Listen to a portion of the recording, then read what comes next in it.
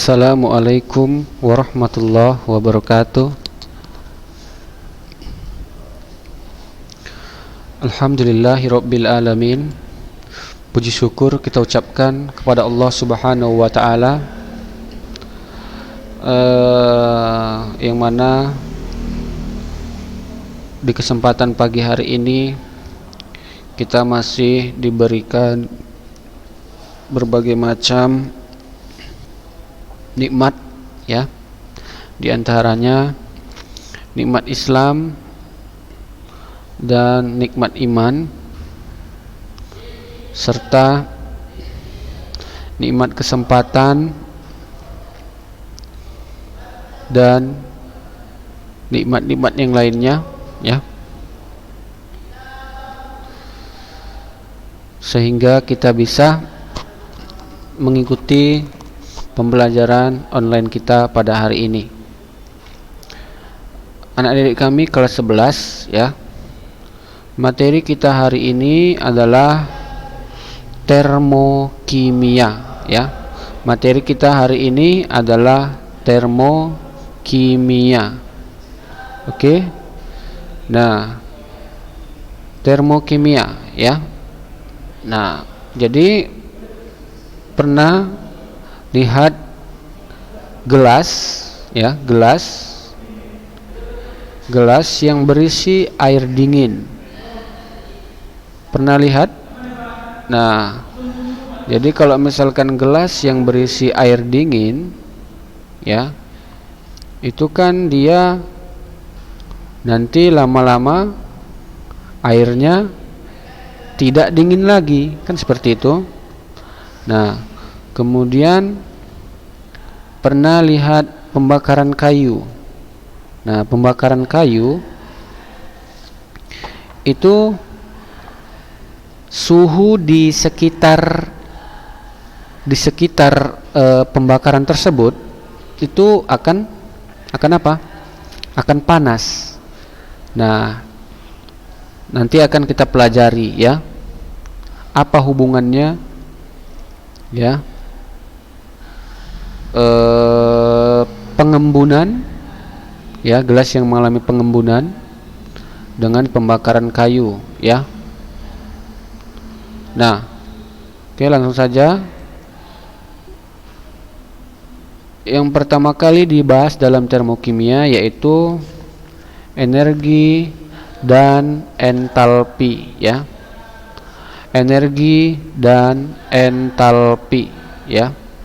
Energi dan entalpi. Nah, energi, ya. Jadi yang pertama ada namanya hukum kekekalan energi, ya. Nah, hukum kekekalan energi apa bunyinya?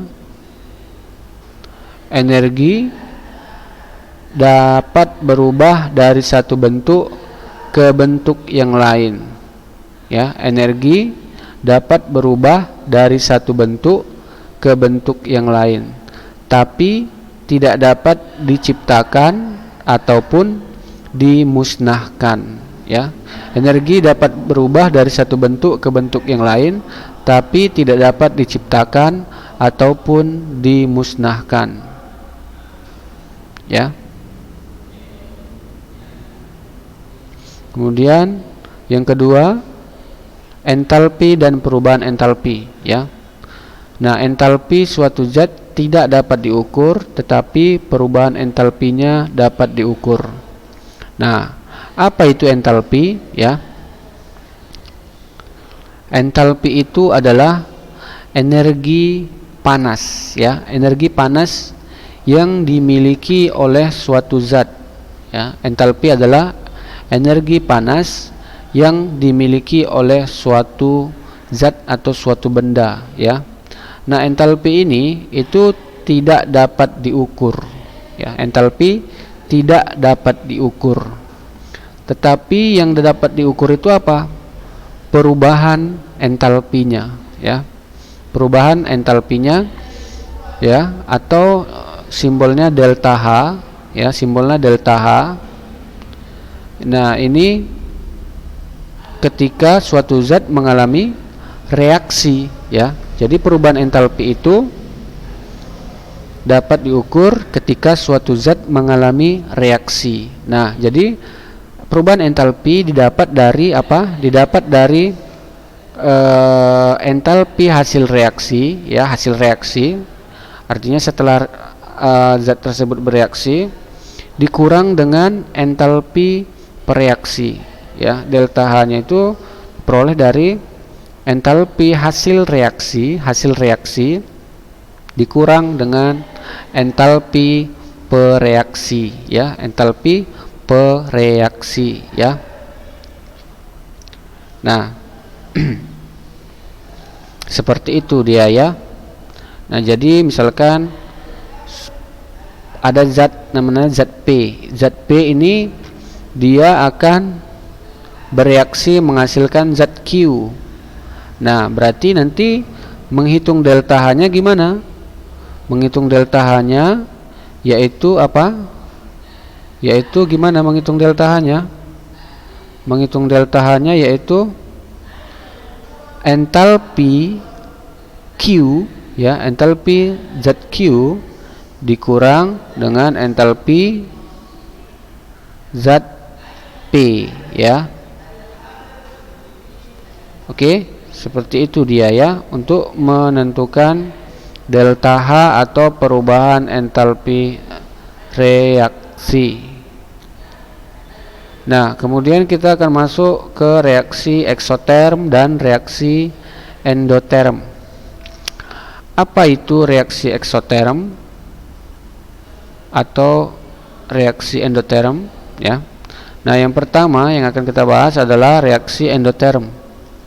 Nah, reaksi endoterm adalah ketika sistem, ya, itu menyerap kalor dari lingkungannya, ya. Reaksi endoterm yaitu apa? Ketika sistem menyerap kalor dari lingkungannya. Nah, itu dinamakan dengan reaksi endoterm, ya. Ketika ketika sistem menyerap kalor dari lingkungannya, ya. Nah, bagaimana ciri-cirinya kalau reaksi endoterm? Nah, reaksi endoterm ini dia ciri-cirinya delta H-nya positif, suhu sistemnya dingin. Berarti di sini kalau misalkan suhu sistemnya dingin, artinya sebelum kalor masuk, ya, sebelum kalor masuk, ini suhu sistemnya dingin, ya. Contoh tadi ketika air es dimasukkan ke dalam gelas. Nah, itu kan kenapa dia bisa kenapa nanti setelah beberapa waktu air tersebut bisa tidak dingin lagi? Kenapa? Karena ada kalor yang masuk, ya. Karena ada apa? Ada kalor yang masuk, ya. Ada kalor yang masuk, yang membuat apa? Yang membuat sistem tersebut, membuat air tersebut tidak lagi menjadi dingin, ya. Setelah beberapa waktu, awalnya kan dia dingin, setelah beberapa waktu dia tidak dingin lagi. Nah, itu kenapa? Karena ada kalor yang masuk. Itu dia, ya. Karena ada kalor yang masuk sehingga membuat sistem tersebut, ya, air tersebut tidak lagi dingin, ya, tetapi sudah ya tidak lagi dingin, seperti itu, ya. Nah, ini lingkungan, ya. Lingkungan ini di luar daripada sistem. Kalau sistem itu dia yang berada, ya, artinya kalau dia sistem itu air yang berada di dalam gelas, ya. Kalau misalkan ada gelas berisi air, maka dia sistemnya adalah air yang berada di dalam gelas. Nah, kalau lingkungannya yang mana? Lingkungan itu adalah yang berada di luar gelas. Nah, lingkungan itu adalah yang berada di luar gelas. Nah, itulah yang disebut dengan lingkungan. Maka kalau misalkan ada air yang di luar gelas, ya, itu disebut dengan apa? Kalau misalkan ada gelas, ya, berisi air, nah di luarnya itu dinamakan dengan apa? Itu dinamakan dengan lingkungan. Jadi sistem itu yang berada di dalam, sedangkan lingkungan itu ada di luar, ya, seperti itu, ya. Nah, contoh reaksi endoterm. Nah, contoh reaksi endoterm, reaksi antara barium hidroksida dan kristal amonium klorida dengan penambahan beberapa tetes air. Nah, jadi kalau misalkan seperti itu, ya, kalau misalkan reaksi endoterm, dia apa namanya,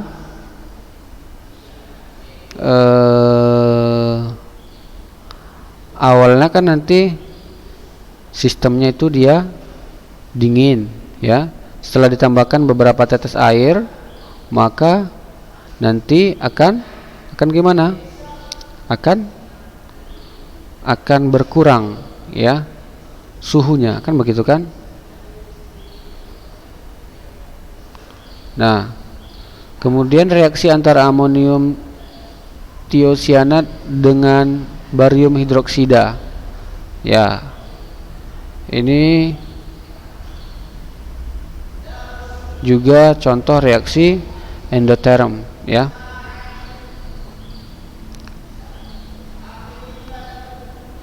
Nah,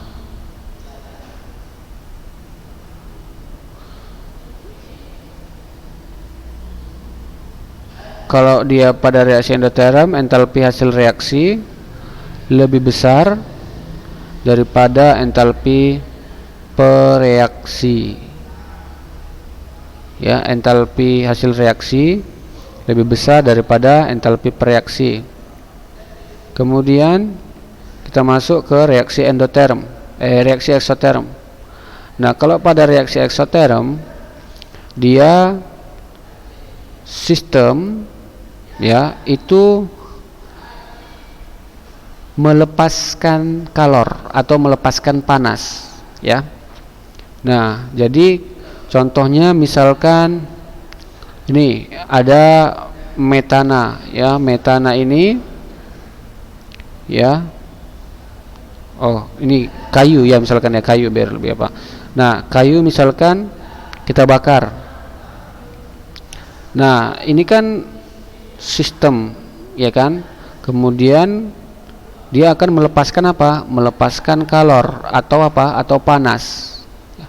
Sistem ini akan melepaskan kalor, ya, kalor itu atau panas, ya, melepaskan kalor atau panas ke lingkungan, ya, akan melepaskan kalor atau panas ke lingkungan, ya, sehingga apa?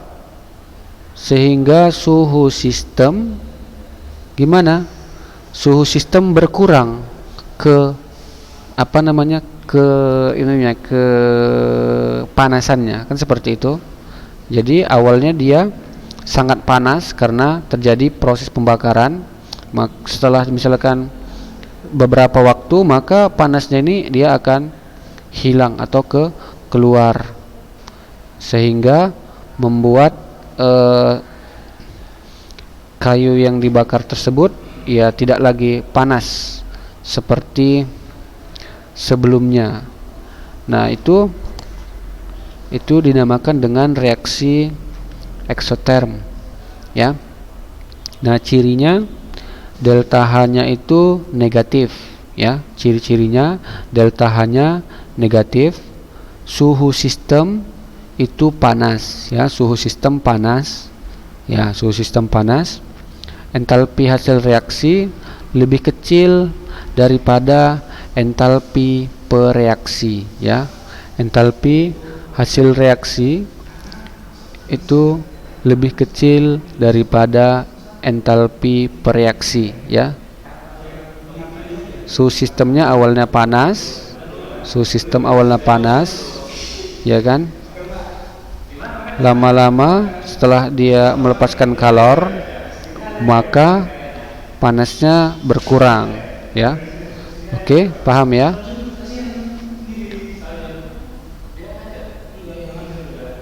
Oke. Oke. Nah, kemudian kita masuk ke persamaan termokimia. Nah, persamaan termokimia, ya.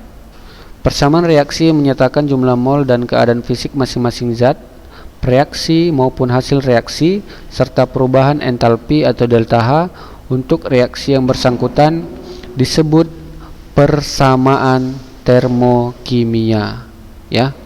Jadi persamaan termokimia apa artinya? Persamaan reaksi yang menyatakan jumlah mol dan keadaan fisik masing-masing zat, ya, reaksi maupun hasil reaksi, serta perubahan entalpi untuk reaksi yang bersangkutan. Oke. Nah, jika zat-zat yang terlibat dalam reaksi pada keadaan standar, maka perubahan entalpinya ditandai dengan delta H. Ya, nah di sini jadi ada persamaan reaksi nanti, ya, ada persamaan reaksi. Nah, kemudian kan tadi kalau misalkan terjadi reaksi itu terjadi ada nanti didapat nilai perubahan entalpi atau delta H-nya. Ya, itulah yang disebut dengan persamaan termokimia, ya. Ada persamaan reaksi, kemudian nanti ada perubahan entalpinya. Nah, itu yang disebut dengan persamaan termokimia, ya. Ada delta H-nya. Nah, bisa kita lihat ini jenis-jenisnya, ya. Nah, jenis-jenis persamaan termokimia yang pertama ada namanya entalpi kalor pembentukan standar.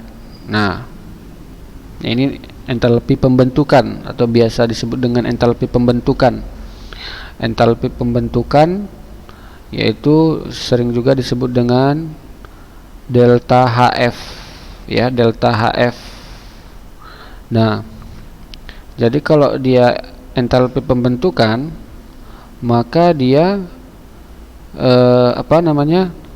di sini itu membentuk, ya. Jadi di sini terjadi reaksi pembentukan, ya. Jadi terjadi reaksi pembentukan. Jadi kalau misalkan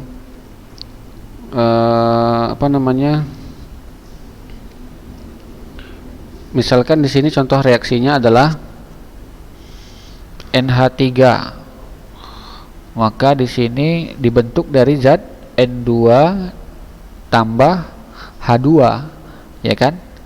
Nah, ini disesuaikan koefisiennya, ya, karena dia di sini koefisiennya 1 NH3-nya, maka di sini koefisiennya harus disesuaikan supaya dia mendapat supaya dia sesuai N di sebelah kanan dengan di sebelah kiri. Ini kan N-nya sama dengan 1. Kalau misalkan kita kalikan 2 kali 2 per 2 2 kali 1 per 2 sama dengan 1. Di sebelah kanannya sama dengan 1. Kemudian H-nya 3 kali 2 6 bagi 2 3. Di sini ini hanya 3, pas, ya, sesuai. Nah, kalau dia entalpi pembentukan berarti di sini reaksinya adalah reaksi pembentukan. Reaksi pembentukan. Nah, di sini ada delta H-nya, ya, ada delta H-nya. Jadi di sini reaksi pembentukan, di sini ada delta H-nya. Nah, seperti itu, ya, seperti itu dia. Itulah namanya apa? Entalpi pembentukan standar.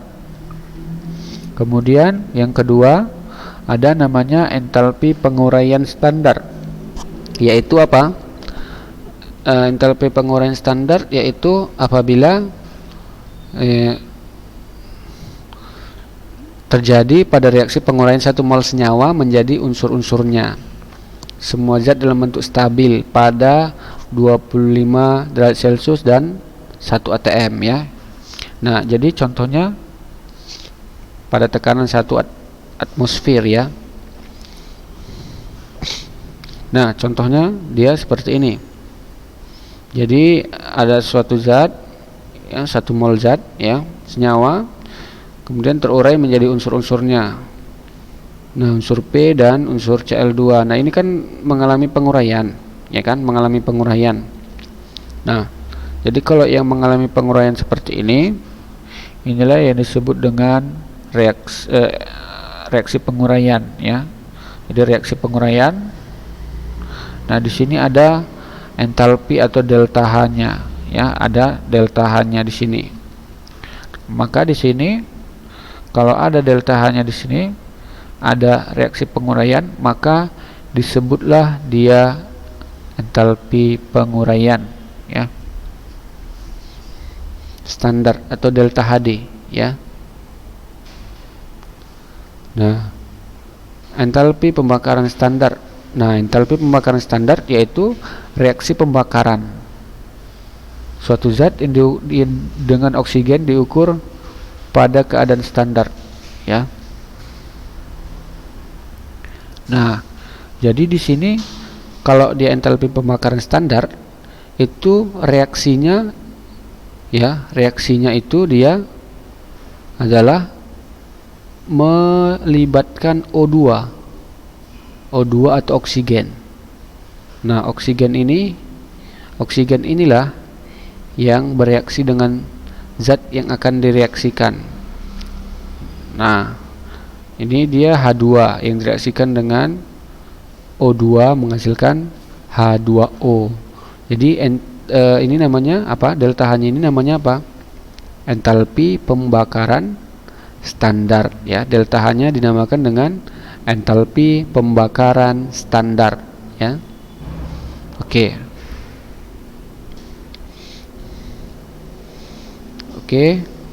Kemudian kita lanjut ya. Nah, ini dia. Jika mol, nah ini untuk reaksi yang tadi ya, untuk reaksi pembakaran, untuk reaksi penguraian maupun pembentukan, itu ada catatan atau aturan. Jika jumlah mol dalam persamaan reaksi dikalikan dengan bilangan X, nah perubahan entalpi untuk reaksi tersebut juga dikalikan dengan X. Misalkan ya,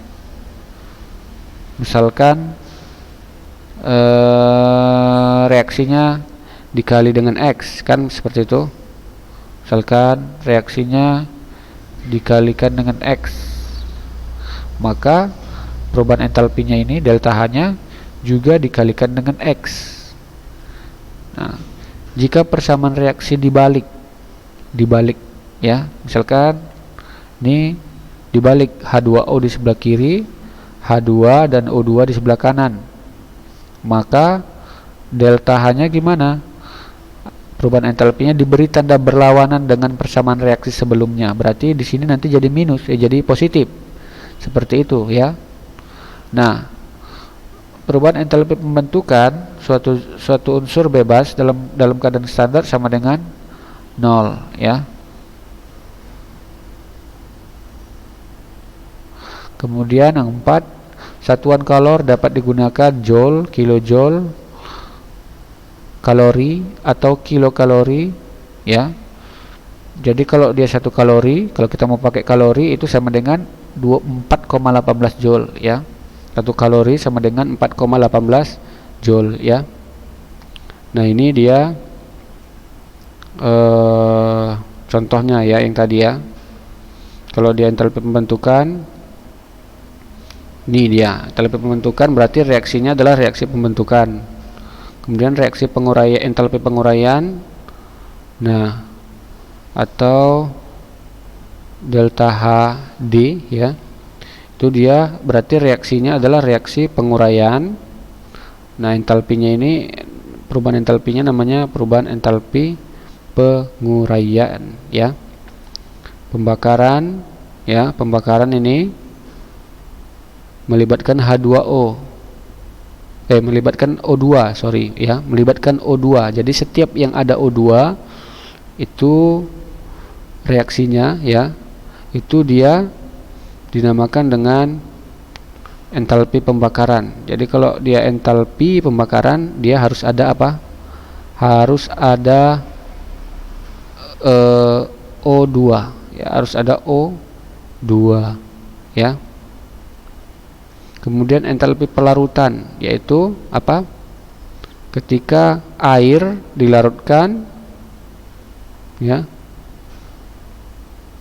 air ya, itu dia berubah menjadi gas ya. Air ya dalam bentuk apa? Dalam bentuk cair, dalam bentuk larutan, dia berubah menjadi gas. Nah, itulah dia entalpi pelarutan standar. Oke. Nah, ini kalau tadi kan penentuan atau perubahan entalpi menggunakan persamaan reaksi, ya kan? Nah, dia menentukan perubahan apa namanya?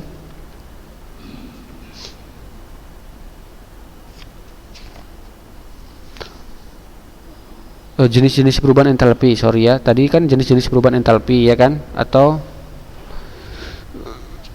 delta H ya kan? Delta HF, delta HC kan gitu kan? Kemudian satu lagi tadi apa? Satu lagi tadi delta HD kan begitu kan? Nah, sekarang menentukan nilai perubahan entalpi. Menentukan nilai perubahan entalpi. Ya. Nah, menentukan perubahan nilai entalpi ini dia ada beberapa cara. Ya. Nah, ada beberapa cara. Nah, yang akan kita bahas di sini yang pertama yaitu dengan cara percobaan sederhana. Nah, jadi di sini kita menggunakan suatu alat ya yang disebut dengan kalorimeter. Nah, kalorimeter ini dia ya itu terbagi dua. Ada kalorimeter bom ya, kemudian ada namanya kalorimeter tekanan tetap. Kalau kalorimeter bom ya itu dipakai untuk mempelajari reaksi eksoterm yang tidak akan berjalan bila tidak dipanaskan ya, yang tidak akan berjalan jika tidak dipanaskan. Nah, kemudian yang selanjutnya ada namanya kalorimeter tekanan tetap ya. Kalorimeter tekanan tetap. Nah, jadi untuk ini, untuk pengukuran penentuan nilai delta H melalui percobaan sederhana, nah itu dia nanti menggunakan perhitungan ya, menggunakan perhitungan. Nah, jadi di sini perhitungannya ya, yaitu ada nanti ya di percobaan tersebut itu ada kalor yang diserap ya, ada kalor yang diserap, kemudian ada massa zat ya, massa zat. Misalkan contoh ya, contoh kita ambil langsung contohnya. Nah, ini ya, pembakaran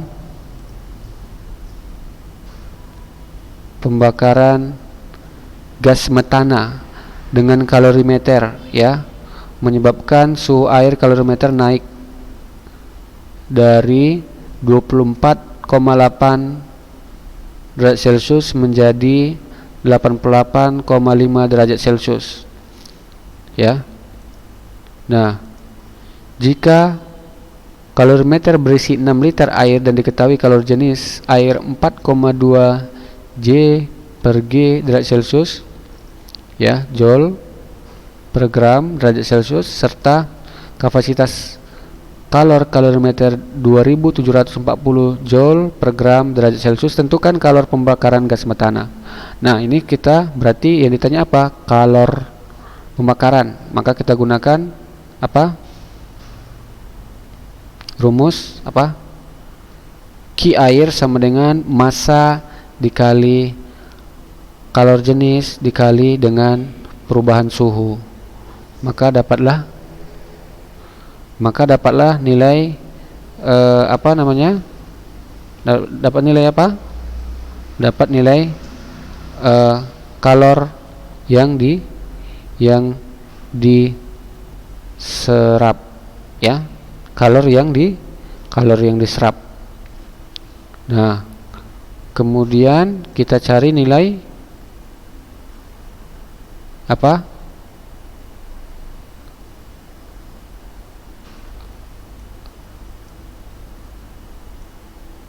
Q kalorimeter. Oke, nah, karena waktu kita sudah habis, ya, hari ini tidak ada soal kuis, ya.